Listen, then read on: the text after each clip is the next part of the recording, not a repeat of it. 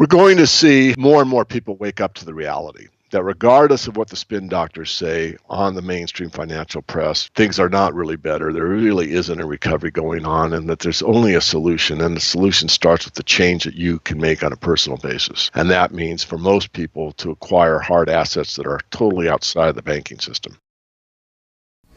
This video is brought to you by SoundMoneyCampaign.com. Be part of the solution. Visit SoundMoneyCampaign.com today. Don't miss your chance to join me and 14 of the most influential thought leaders in the world of alternative media as we discuss the elevated threat level to your liberty and what you can do about it at the Liberty Mastermind Symposium in Las Vegas, February 21st and 22nd. Go to libertymastermind.us to register.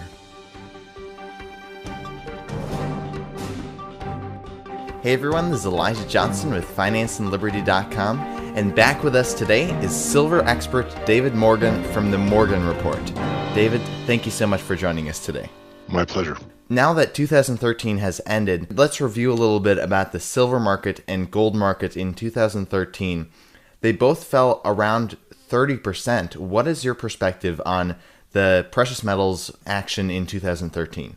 Well, you said it. I mean, if you look at the chart, you look and would see that silver was around a $32 level January 2013 and closed out the year around $20.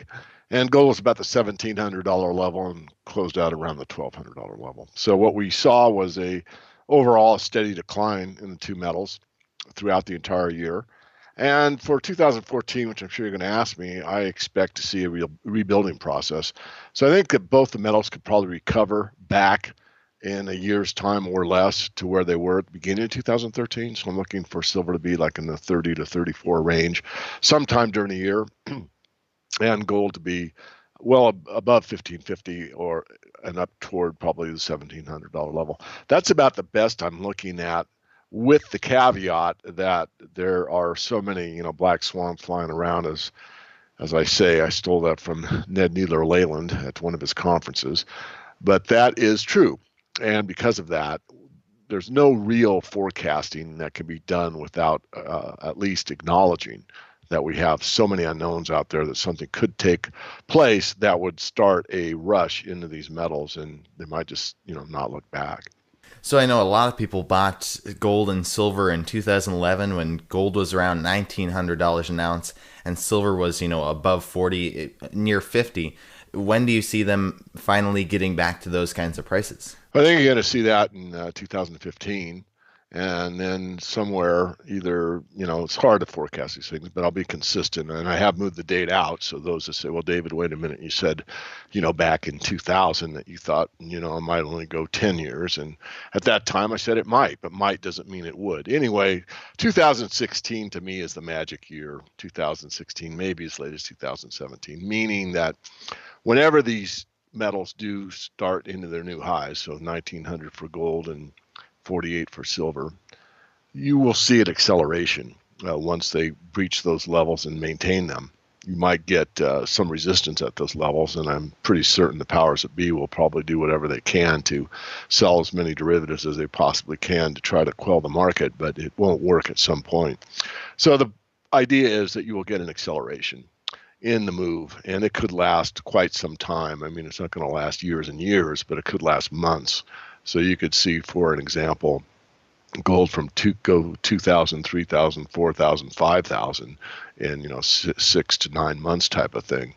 And it's going to be similar to the tech boom, which, Elijah, you're probably too young to remember, but it was one of those deals, where you would hear the mainstream radio broadcasters and they'd say, Intel is up again. That stock never goes down. How can it be that Intel goes up every day?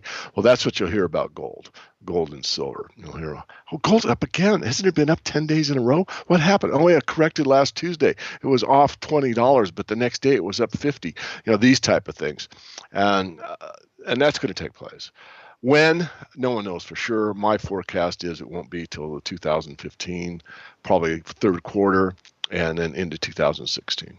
Recently, the Federal Reserve tapered, meaning that they're going to print $75 billion per month rather than $85 billion per month. What is your perspective on that? I know that after the Fed's announcement, the stock market rallied, but if the Federal Reserve tapers more, do you see that the stock market will sell off? I know in a recent interview you stated that if the stock market sells off, then precious metals may sell off as well. So I guess first, what is your perspective on the taper? And if they taper again, do you see that precious metals will sell off? Well, first of all, the taper is more for showmanship than anything else. It's an attempt to show the markets in general and really the foreign trading partners that the Federal Reserve has some actual willpower and some guts, excuse the language, that they're willing to stand up and do something about this unbelievable amount of paper printing. But it's really more of a joke than a reality. Not that they didn't quote unquote taper, but in the January issue of the Morgan Report that will be going out this weekend, we show that this 85 billion a month is really just it's just a number, because if you look at the actuality of what has been bought over the 11-month time frame, and we go month by month in the Morgan Report for this January issue, and show you that a lot of months it's been like 100 billion. So what we see is the reality and the mainstream media's spin. So the reality is that 85 is basically a bottom number. Most months it's been far greater than that. So this now 75 doesn't necessarily mean that they're only going to be repurchasing this toxic waste at that level of 75. It could be 85, could be 95, could be whatever. So that's point number one. Point number two, on the stock market, yes, the stock market is seeing the benefit of the QEs at the present time. And were it to really be cut off in a significant and meaningful way, it would have an effect. The other effect is interest rates. And interest rates, as you know, the 10-year went up over 3%, still not a really high rate relative to the historical precedent set, through when the market was more of a free market economy. But nonetheless, it is higher and is causing some concern. The main point being simply that interest rates can be set at the discount window by the Fed, and they can allow these major money center banks to borrow whatever amount that they deem necessary and work the spread, but they don't control all interest rates. And they're starting to shoot up because people that hold these and want and are willing to purchase these debt instruments have decided that they want a better rate of return, which means a higher interest rate. When the interest rates go up, it has a compounding effect throughout the entire global economy, because it not only affects Jane and John on their monthly mortgage payment, but it affects credit card debt, and it, of course, affects the debt payment basis of the federal government paying back to the Federal Reserve what they borrowed from the Federal Reserve. So when the interest rates go higher, then it's much more difficult for the federal government to get the money out of the populace to pay back the money they borrowed from the Federal Reserve. And this has dire consequences, especially at much higher interest rates. So if the Fed does taper again, do you see that precious metals will be negatively affected? What is your perspective on that? They could be negatively affected on a very temporary basis. Normally, when you get any kind of disruption out of the Fed, it kind of affects all markets at the same time. So you could factor in that it could take the metals down temporarily. But really, the reality is, and I'm looking for what I've put in one of my updates here, a gray swan. And a gray swan, and I'm not trying to be cute, or maybe I am, but the point is that we're going to see more and more people wake up to the reality that regardless of what the spin doctors say on the mainstream financial press and in the mainstream media, things are not really better. There really isn't a recovery going on, and that there's only a solution, and the solution starts with the change that you can make on a personal basis. And that means for most people to acquire hard assets that are totally outside of the banking system. I was just reading Martin Armstrong's latest blurb. It wasn't a very long article on the 2014 reality of confiscation of bank accounts through Europe. And of course, all the major nation states have the similar legislation that allows them to come in and use the bail-ins to basically steal bank accounts from the citizenry. So we are in very, very interesting times. Again, I'd emphasize that people that are waking up are going to take some action. And some of the easiest action to take is, one, admit the reality. And once you've educated yourself and you can get to admittance, then you have to take action. And the simplest action to take is really to go to your local coin dealer or go on one of the more trusted internet sites, which most of them are very trustworthy, and buy yourself some precious metals and have something outside the mainstream financial system. Because gold and silver don't really care if there's a bank run or not. As long as you can hold it, as long as you can touch it, you really own it, then that's sacrosanct. That's wealth that you own that doesn't really rely on any electronic transfer payment or any counterpart. So I know you mentioned that, the economy right now isn't doing very well, and I agree, but it seems like unless they're fudging the numbers, that a lot of people see that it is doing very well. I know according to Bloomberg recently, consumer confidence it was the strongest year-end reading since 2007. What is your perspective on that? Well, my perspective is the ministry of truth has spoken. I mean, go back to 1984, and the ministry of truth had doublespeak. I mean, war is peace, freedom is slavery. I mean, how clear does it have to be? I mean, are they doctoring the numbers? I mean, of course they are. And they're cherry picking and they're using the hedonic indexing and they're doing whatever it takes to make it look good and put some, smiley face on the mainstream, boob tube and say, things are great. And if you tell people a lie long enough, a lot of them buy into it. I mean, as Abraham Lincoln said, you can fool some of the people all the time, but you can't fool all the people all the time. So some of the people are consistently fooled no matter what. And in certain circumstances, certainly everything I say in a general way, you can find specific examples where I'm wrong. I mean, somebody probably just started a new business in December on a shoestring that's going to become some kind of fantastic, business, 2 or 3 years out from now. I mean, those things still exist, but in the surveillance networking system that's been brought to light for everybody to know about. Certainly I was well aware of it beforehand, not that that means anything, but when Snowden brought it to light, I mean, this curtails creativity. When people know that every move, everything they say, everything they do, every email that they send is being watched, it forces them really in a lot of instances to not be nearly as creative. So the entrepreneurial attitude or I could do anything attitude or let's make it better attitude, those things start to diminish. Well, if I do that, is it wrong? Is the government going to be mad at me? Is it legal? Is it, so there's this repression of thinking. And of course, this all comes basically from the ministry of truth. It is what we say it is, regardless of what the real truth is. As Orwell said himself, speaking the truth in times of universal deceit is a revolutionary act. I like to think that I'm definitely performing a revolutionary act every time I get on one of these talk radio shows. Right. I mean, and it seems like our liberties are slowly being taken away. Do you see that, our freedom to speak out about what's happening right now, do you see that being taken away as well soon? Well, it has been taken away. I know I'm, much older than you, and you've grown up in a different context than me. I'll give you a personal example where it became crystal clear to me. Certainly I was aware of it on the periphery, but not to the extent where it absolutely, was a gut-wrenching experience. Excuse the drama, mama, but it was true.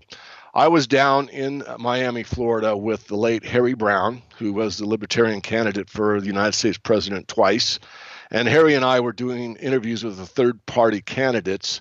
And across the street, literally across the street, was the Bush-Gore debate going on in Miami. And we were doing our thing, and I went out in the street and thought maybe I'd do some interviews of, people on the street and get their take. And what I noticed were these big chain link barriers, these boxes, these little fences of boxes of chain link barbed wire areas. And I asked what that was all about, and I was informed that those were the free speech zones. And Elijah, when I saw that, my gut froze up and my stomach started to tense immeasurably. And I knew at that instant in time that things in America had changed to a level that we were in very, very thin ice, that we were in a place where unless people, and it doesn't have to be a lot, but it has to be some, are willing to stand up and say what needs to be said, regardless of the consequences. There's a saying that I give credit to, and I cannot recall, it might have been Bastiat, it's somebody that said, a just man disobeys unjust laws. I'm not saying for anyone to do what's legally incorrect if that's what they buy into. But if you think Big Brother's laws are for your benefit or there to preserve your freedom, you're out of touch with reality.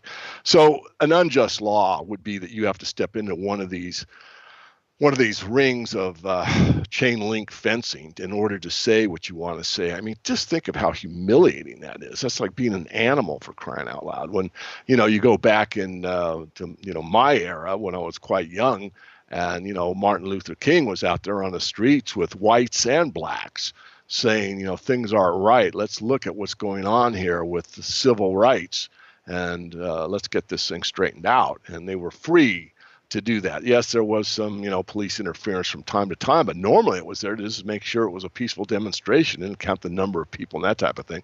And I could be incorrect. There's probably an instance or two someone can write me and tell me, David, you're wrong. It would happen here in this city and da-da-da-da. But for the most part, the general idea is absolutely correct. Back in those days, you certainly could assemble, you could protest, you could do whatever, as long as it was peaceful. And now, I mean, you basically, you're worried, if I text such and such, or I Twitter this or that. And I think a lot of people, Elijah, in your generation, just ignore it. Not that they don't realize it's there. I think they do. It's like, I've got nothing to lose. What are they going to take from me? What are they going to get? I've got nothing anyway. So I'm going to speak my mind. I'm going to stand up. I've got a backbone, and I'm going to march on. And really, I apologize to everybody in your generation. I've been in your generation, my whole generation, if that makes any sense. I mean, I've been seeing this stuff go, slowly away and accelerate quite a bit the last decade, where the most important thing we have is our freedom. I mean, I don't care how much money you've got. Money is important. I'm not going to make light of it. Understanding what money is extremely important, because if you don't even understand how it is and how it comes into existence, you don't even really have that reality in your data bank, in your mind. But more important than that is what it represents. I mean, if you are quote unquote rich, what it really means to most people is freedom. It means the freedom to go where you want to do, vacation where you want to, drive the car you want to, live where you want to, travel where you want to, go to the schools you want to go, see the shows you want to go see, those type of things. It means independence and freedom. That's what it represents. But if you are very wealthy or rich in a society that dictates, how many hours you can have electricity, or what you can watch, or when you can watch it, or it's so marginalized as far as what's appropriately viewed by the state intervening, and what is allowed on the internet, what's allowed on the television shows, what's allowed in the movie theaters, what's allowed to be written down, where you can speak your mind, and those type of things. What have you got? And this is this is where it's going. I mean, it's very clear where it's going. I mean, I don't spend much time watching TV. I spend a lot more time getting alternative news off the internet, and I still spend a good deal of time reading books.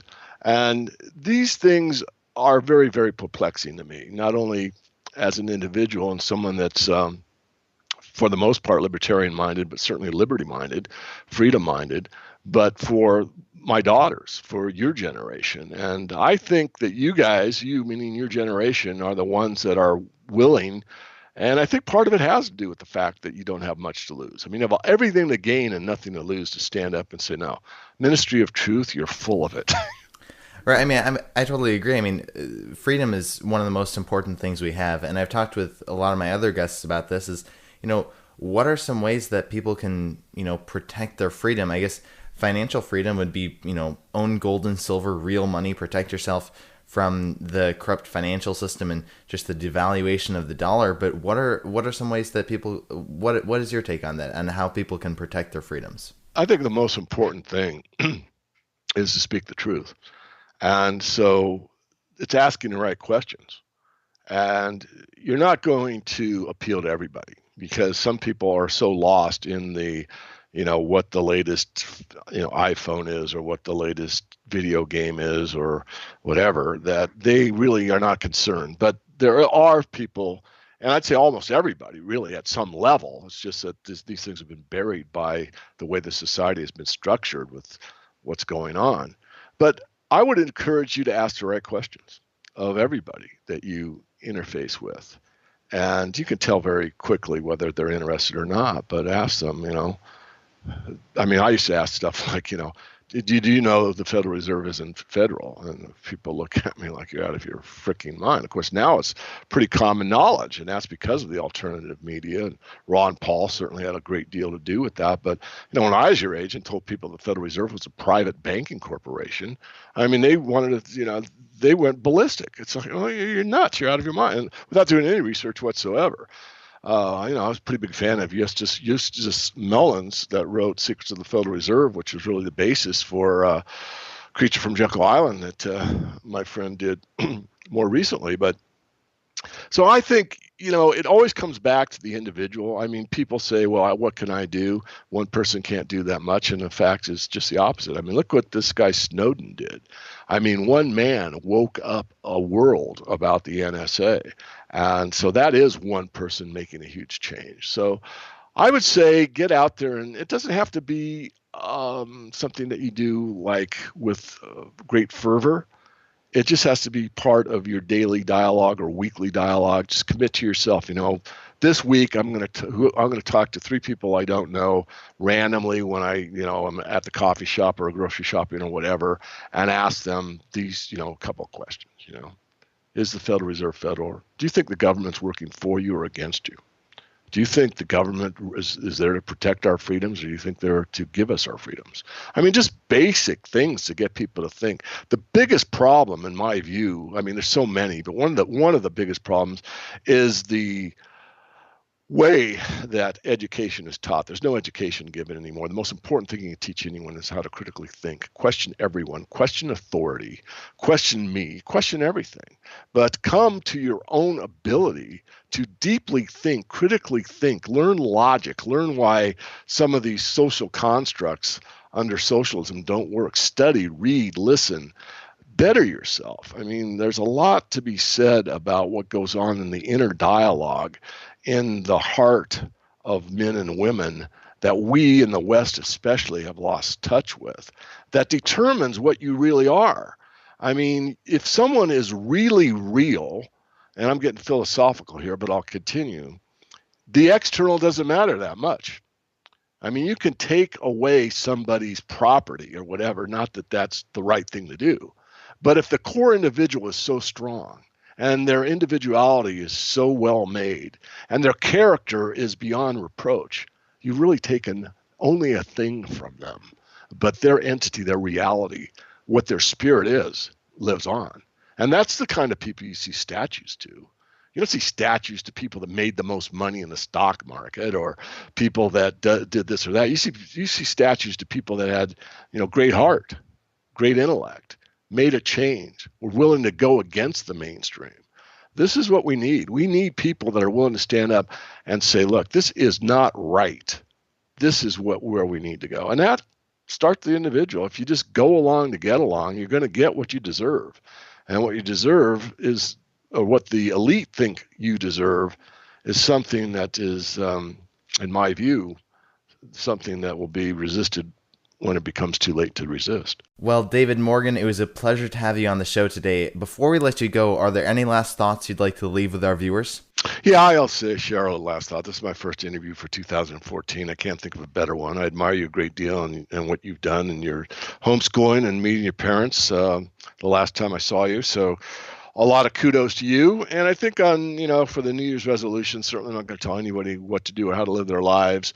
But I think it is a good time, early in the year to reflect upon your past and look forward to the future and try and determine, if you had no material wealth, what is it that you'd want to have? What is truly your own? What can you manifest? What is the deepest part of yourself? These are questions that hardly anyone looks at anymore because they're so distracted with the external. Have I got the right, cell phone, or have I got the right brand of jeans, or have I got this or that? All this nonsense that really doesn't seem to have enduring properties. That's one thing about the metals, and I'll end with this, that the metals endure. An ounce is, I've got coins from like the 1880s. And I don't spend a lot of time thinking about it. I was like, I wonder who held that coin in 1881.